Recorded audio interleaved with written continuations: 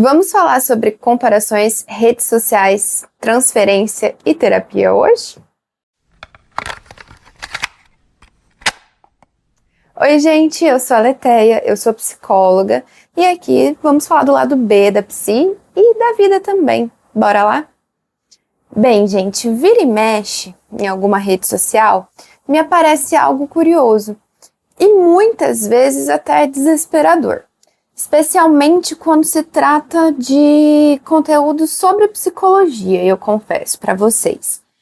Cada absurdo que vira e mexe me aparece, que quem me acompanha nas redes sociais já me viu reclamar bastante, mais de uma vez. E para esse episódio, é impossível não começar descrevendo uma das minhas últimas experiências, assim, fuçando redes sociais.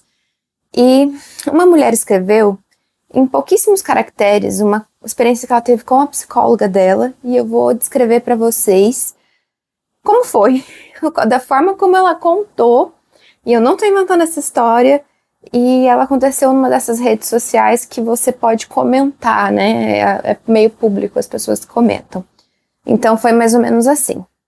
Ela estava tão triste a ponto de não conseguir falar. E quando ela chegou na sessão e chorando muito, ela mostrou o celular para a psicóloga dela, segundo o relato dela. E a psicóloga leu o que estava lá, viu, enfim, não sei, e sentou do lado dela, botou ela no colo e chorou junto com ela. Foram essas palavras que ela usou, botou no colo e chorou junto comigo. A moça, a paciente, que disse, e ela relatou isso de uma forma muito feliz, como se isso tivesse sido algo muito bom que a psicóloga fez por ela. Muito acolhedor. Então ela estava feliz pelo relato com a posição da psicóloga naquela situação. E aí começou o problema. Porque tinham vários comentários nessa rede de pessoas completamente aleatórias e falando coisas. E o post se dividiu em 3 grupos. Então, o grupo 1. Pessoas criticando a psicóloga e mandando ela trocar de profissional, e algumas de um jeito bastante ríspido, bem grosseiros, inclusive, falando grosserias, e várias pessoas com psi no nome, com nome de usuário, sugerindo terapeutas, ou que se entendessem na área. Grupo 2. Pessoas defendendo a psicóloga, elogiando pela atitude, e alguns comentários parabenizando, falando quão humana e que atitude humana, que quanta humanidade ela tinha naquela atitude. E assim, no meu ponto de vista, chamar alguém de humano hoje em dia não é elogio, não devia ser. Mas essa não é a problemática do vídeo, voltando. Grupo 3. Pessoas contando os seus relatos pessoais e se expondo de formas bem íntimas até num monte de comentário. E isso acontece muito, né? Como as pessoas elas se abrem nos comentários de publicações da internet, de pessoas que elas nem conhecem, e saem dando pitaco na vida de outras pessoas, enfim, a coisa vai virando uma bola de neve, né? Essa é outra pauta que a gente vai voltar mais tarde ainda nesse episódio, tá? Mas para agora eu quero voltar. Para agora, eu queria falar de um dos comentários que mais me chamou a atenção, pelo menos até o momento que eu tinha lido. Uma pessoa fez uma análise super radical, falando que a moça, a paciente do relato, dizia minha psicóloga, no pronome possessivo, né? E dava para perceber que tinha uma transferência acontecendo entre elas por conta disso. E falou mais algumas coisas, mas dando a entender que a transferência jamais poderia acontecer, que era algo muito, muito ruim. E, gente, tem tantas coisas para falar disso, desses grupos, de tantas camadas, com tantos problemas, mas eu vou começar por partes. Então, primeiro pelo comentário, que eu achei que foi o pior, o mais desnecessário. Sobre o pronome possessivo minha. Eu só consigo me questionar. Como que aquela pessoa queria que a moça chamasse a psicóloga? A pessoa que faz terapia comigo? A pessoa que me atende? O quê? O que ela queria que falasse? Sério? Parece só uma questão de língua portuguesa, sabe? E não de transferência. Porque quando eu vou falar do meu psicólogo, por exemplo, eu falo meu psicólogo. E quando os meus analisandos vão falar de mim, eles falam minha psicóloga, minha terapeuta, e tá tudo bem. Porque eu sou de fato psicóloga de alguém, né? Do mesmo jeito que eu vou falar minha professora, minha supervisora, e várias outras pessoas vão falar isso de mim, porque é isso de fato. Então, me parece muito uma questão de língua portuguesa do que necessariamente de transferência, sabe? A gente não precisa criar uma situação que não existe a partir disso, né? Eu acho que isso tem acontecido muito e achei isso bem desnecessário, procurando pelo em ovo, chifre na cabeça de cavalo e outros tantos ditados que existem por aí. Mas, a partir desse comentário, eu queria trazer a questão da transferência. Transferência existe em todas as relações e ela precisa existir para ter uma relação terapêutica ou qualquer relação. Então, em todo caso, que bom que dava para perceber que tinha uma transferência naquela relação, porque é através da transferência que eu projeto os meus conteúdos majoritariamente inconscientes em alguém e assim eu desenvolvo uma relação. Não tem porquê eu ter uma relação se eu não projeto algo, se eu não transfiro algo naquela pessoa, tá? Então, assim, a gente pode pensar nos fã-clubes, por exemplo. Mesmo que não exista uma relação efetiva entre os fãs e a pessoa, existe algo que é projetado ali naquela pessoa para criar essa conexão. A transferência, ela pode ser boa ou pode ser ruim, ou pode ser os dois. E quase sempre é as duas coisas e ainda uma terceira coisa. Então, um exemplo prático, para vocês entenderem melhor, além do fã-clube. Para vocês quererem fazer terapia comigo ou supervisão comigo, vocês têm que projetar em mim a ideia de que eu sou uma boa profissional. Uma profissional competente que vai acompanhar vocês e dar um bom suporte. E isso é muito bom, porque aí faz com que vocês me procurem. A partir do momento que você passa a projetar em mim a ideia de que eu posso te ajudar ou até salvar você de uma situação, isso é ruim.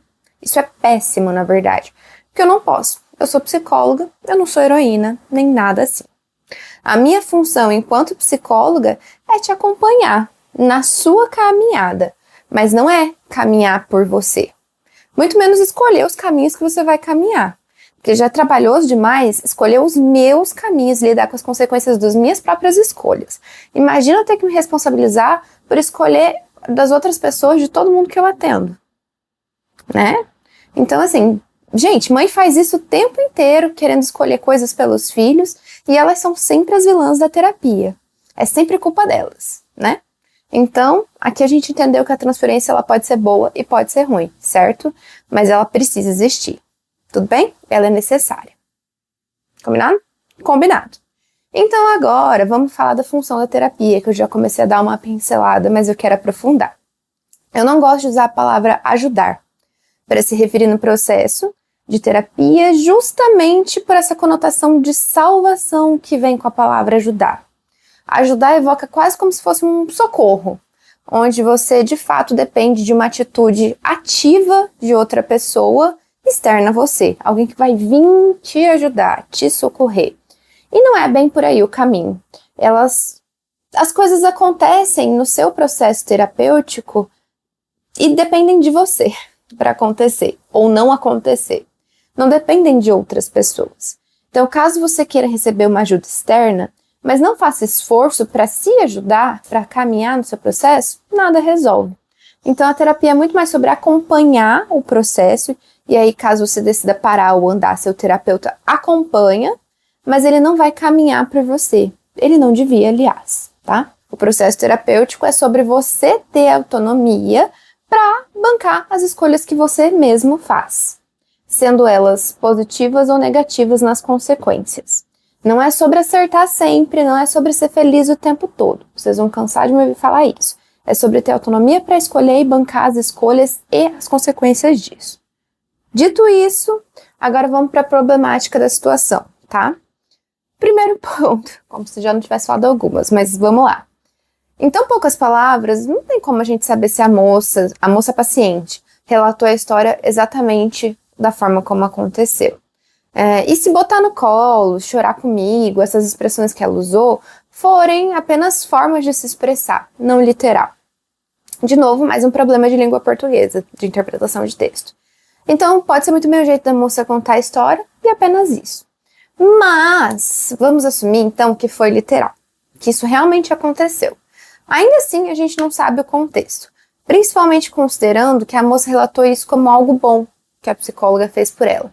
A gente não sabe a gravidade do que a moça mostrou, como isso pode estar ligado à história dela. A gente não sabe nada, absolutamente nada. Então, às vezes a moça realmente precisava de um acolhimento mais afetuoso. E nesse caso, a postura da psicóloga pode ter sido extremamente adequada para o momento, né? Aquela coisa de vir, dar um abracinho aqui, né, tal, porque eu duvido muito que alguém vai pegar alguma pessoa e botar no colo, literalmente, né, talvez tenha sido algo mais assim. E sobre chorar junto, escorrer uma lágrima ali no olho, uma coisa, é uma coisa. Entrar em prantos, chorar junto, é outra coisa. E se a psicóloga chora copiosamente durante uma sessão de uma pessoa, é lógico que tem algo de errado. A psicóloga precisa urgentemente levar aquela questão para sua própria terapia e supervisão, porque não deve acontecer na terapia do seu analisando, isso é fato, né? A terapia dele não é sua, né? Não é o seu momento. Mas, sendo o primeiro caso, apenas algumas poucas lágrimas ali, um olhinho marejado, uma emoção, gente, isso é inevitável. Vocês nunca choraram vendo filme, ouvindo música, não? Né? Tem algumas coisas que a gente vai se emocionar. É normal demonstrar sentimentos humanos, porque a gente é um ser humano, né? A questão aqui é só a intensidade mesmo, que aí é uma coisa discutível, mas precisávamos ouvir os lados da história. De qualquer forma, se isso aconteceu, sendo lágrimas, né, ali discretas, ou um pranto, choro mesmo, isso significa que a situação movimentou um complexo, em termos junguianos, na psicóloga. Então, por exemplo, vamos aqui para um psicologuês. Aquela música que você ouve, que te faz chorar, que te lembra de uma situação mal resolvida com uma pessoa, e mexe com você, e enfim, você fica mal quando ouve aquela música. Mesmo que no dia a dia tá tudo muito bem resolvido. Só tem aquele resquício lá no fundo quando vem aquela bendita daquela música.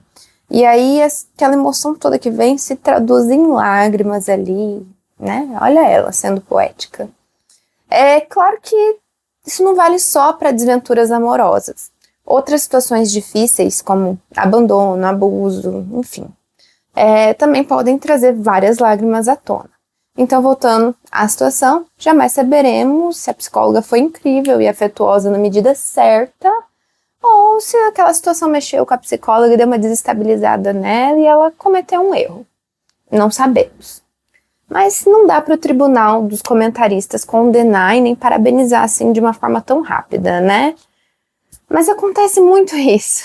E ninguém sabe nunca o contexto completo, né? Por um recorte, você sai dando opinião e mesmo que a gente saiba toda a história, nem tudo a gente tem que opinar, sabe? Então, às vezes tá tudo bem a gente não dar opinião para tudo. Especialmente na internet. Às vezes só pensar, não é para mim, e continuar lá rolando feed. E deixar as coisas passarem, nem tudo a gente realmente precisa opinar. Ah, mas a Letéia, ela colocou público na internet, eu posso comentar sim porque ela deixou público. Sim, de fato, ela deixou público. Isso nos leva ao próximo problema e ao terceiro grupo, né?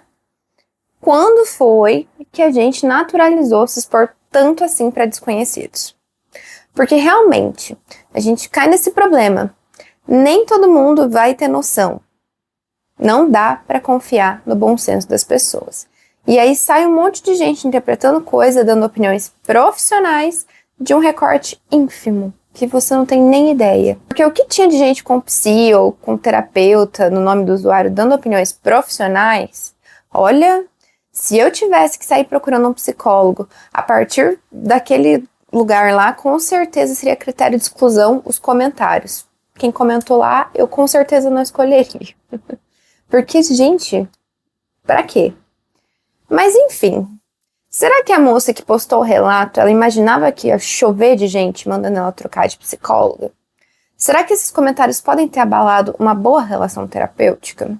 Será que alguém está preparado para as proporções absurdas que as coisas tomam na internet, de verdade? Porque eu honestamente acho que uma pessoa comum não tem noção das proporções que as coisas tomam. E não está preparado para isso. Eu mesma tô aqui falando com vocês, mas eu morro de medo de algum recorte muito específico meu tomar proporções que eu nunca imaginei e eu não tenho ideia de como lidar com isso. Mas eu tô aqui. Se um dia isso acontecer em algum momento, eu volto para contar como foi a experiência. Ou não volte, talvez suma da internet, é saber, né? Mas a questão nem é essa, a questão é, muitas pessoas elas estão em busca de viralizar na internet. Seja como blogueira de moda, de maquiagem, fitness, ou por outros trabalhos, né? Como psicóloga, dentista, advogada, arquiteta, enfim, profissões. E produzem para isso, mas dificilmente viralizam, né? É difícil você viralizar. E quase sempre quando costuma acontecer é a partir de uma polêmica. Então, quem lembra da moça da janela do avião? Pois bem, é louco como a partir do momento que as redes sociais passaram a fazer parte em absoluto da nossa vida, inclusive gerando dinheiro financeiramente falando, passamos a pensar em formas de lucrar cada vez mais e tudo tem sido feito com esse pensamento, né? E é aí que a sua rede social, ela precisa ter um aesthetic condizente com a sua marca pessoal, que se liga com a sua marca de trabalho. E um simples story, ele precisa ter horário, ele precisa ter dia da semana, precisa ter uma sequência estratégica. O feed, então, nem se fala, né? Ele precisa estar bonito, chamar a atenção. E aí você precisa pedir para não se esquecer de curtir, de comentar, de compartilhar, de me chamar no direct, mas... sabe? Quanta coisa que precisa lembrar só para poder usar uma rede social. E além de tudo isso, você consome isso tudo dos outros também, sem nem perceber. E quando viu, já foi. E consome para se inspirar, para estudar, para se distrair. E aí o trabalho e a diversão, tudo no mesmo lugar, nas redes. Curioso isso, né? Daí você fica lá infeliz, comparando seu corpo com o da blogueira fitness, que é paga para treinar, que precisa ter aquele corpo para fechar publi e patrocínio. E o trabalho dela é esse. O trabalho dela é o corpo dela. E ela pode correr, malhar, fazer pilates, natação, não sei o que lá, tudo no mesmo dia. 5 horas só fazendo coisas para o corpo. Porque é o trabalho dela e ela é paga para isso. E aí, você, que tem apenas 1 hora no seu suado dia, vai lá na sua hora de almoço, acorda mais cedo para ir treinar, tá jurando que vai ter aquele corpo e fica frustrado porque não tem. E aí muitas vezes desenvolve um transtorno de imagem, alimentar, nananã, e assim vai, né? E vamos falar a verdade. Se você quer ter o corpo da Graciane, você tem que dar conta de comer 40 ovos no dia. E aí quem encara? Porque eu mesma como um e tá ótimo, né? Às vezes eu passo sem comer porque eu enjoo. Então, assim, difícil sustentar, às vezes, o peso das nossas escolhas. E não se trata só de beleza aqui, poderia ser no âmbito profissional também. Então, por exemplo, eu vejo uma psicóloga vendendo curso na internet, ensinando a vender, e ela parece muito bem sucedida, com uma vida incrível, e ela conta e vende uma história de que cresceu e conquistou aquilo, e que a vida dela é muito foda daquele jeito. E eu passo a acreditar e desejar e a seguir o mesmo caminho. Mas a real é que talvez aquela psicóloga já tivesse um suporte financeiro muito antes.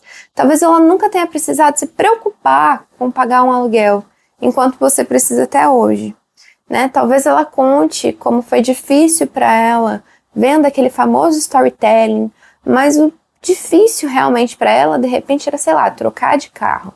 Enquanto que para você passava horas no transporte público. Então, às vezes, a pessoa com a qual a gente está se comparando, ela já começou num lugar muito acima da onde a gente está nessa caminhada. Então, a comparação se torna muito injusta. Não comprem de verdade qual que é a história bonita e inspiradora contada para vender, porque afinal ela foi feita justamente para isso, para vender. Investiguem tudo que vocês estão aí olhando e enchendo os olhos e se iludindo, tá? E, gente, nenhum problema caso você tenha crescido com boas condições, já nos degraus a mais. Nenhum problema mesmo, não é uma crítica a essas pessoas. Porque provavelmente essas pessoas também se comparam com pessoas que têm melhores condições de vida que elas, e é um ciclo sem fim. Então, a gente vai se comparando, porque a grama do vizinho afinal é sempre mais verde, e essas comparações jogam a gente para poços assim tão fundos que só a Samara para fazer companhia mesmo. E não é uma boa companhia, convenhamos, né? Eu não sei vocês, mas a Samara era um dos meus monstros de infância, assim, morria de medo dela. E nunca tive coragem de assistir mais de uma vez o Chamado. Assisti só quando criança e nunca mais. Talvez se eu visse hoje passasse, né? Mas enfim. A nossa sociedade, gente, ela é feita para crescer a partir do desejo de algo que nunca vai ser o suficiente. Porque se a gente não sente falta de algo, a gente não compra. Então a gente sempre vai ter essa falta. É um corpo que nunca vai estar bom, que sempre vai precisar de mais procedimentos estéticos. É uma carreira que nunca vai ser o suficiente, que sempre precisaria estar melhor. Você sempre vai precisar estar ganhando mais e mais. E tudo que você conquistou é pouco, você devia ter conquistado mais. Se você já fez o seu primeiro milhão, não? Então você tá atrasada. Não importa quantos anos você tem, tá atrasada. E se você já fez o seu primeiro milhão, que palhaçada é essa que você ainda não fez o seu segundo? Né? Então é tão fácil a gente cair nesse poço que o episódio de hoje, na verdade, era para falar com vocês sobre isso. Era um lembrete sobre o quanto essas comparações e redes sociais elas podem ser nocivas. A gente precisa usar com moderação, sério. Porque a gente adulto já cai em vários lugares assim, e imagina pessoas mais novas que estão em formação. Então, não acreditem de forma literal em tudo que vocês veem. Pesquisem, lembre que toda história tem pelo menos dois lados, às vezes outros tantos mais. E principalmente, tomem cuidado com a forma como você se expõe. Porque a gente nunca sabe qual é o sem noção que vai comentar no que você falou, né? E existem muitas pessoas sem noção. A questão da comparação, principalmente vinda das redes sociais, é algo que está muito presente na terapia hoje em dia de todo mundo. É uma questão para todo mundo mesmo. E eu espero que vocês possam entender o quanto uma situação, eu peguei essa situação de exemplo da internet, o quanto essa situação besta pode ter gerado N desconfortos e até outros tantos que a gente nem listou aqui e que talvez não precisassem, sabe? Tudo a partir de comparações. Então, tomem cuidado com esses recortes, entendam que transferência é importante, não tem problema. Tomem cuidado com essas comparações e, principalmente, entendam que psicólogo nenhum vai conseguir fazer um milagre, tá? A terapia, ela é um acompanhar, ela não é um fazer um milagre. Tudo bem? Meus mais sinceros agradecimentos por terem me acompanhado até aqui. Eu espero ter trazido alguns novos lados para vocês pensarem por aí. E se vocês quiserem compartilhar comigo, minhas redes sociais são todas @psicologiagaia e é só me procurar por lá. Beijos, até o próximo.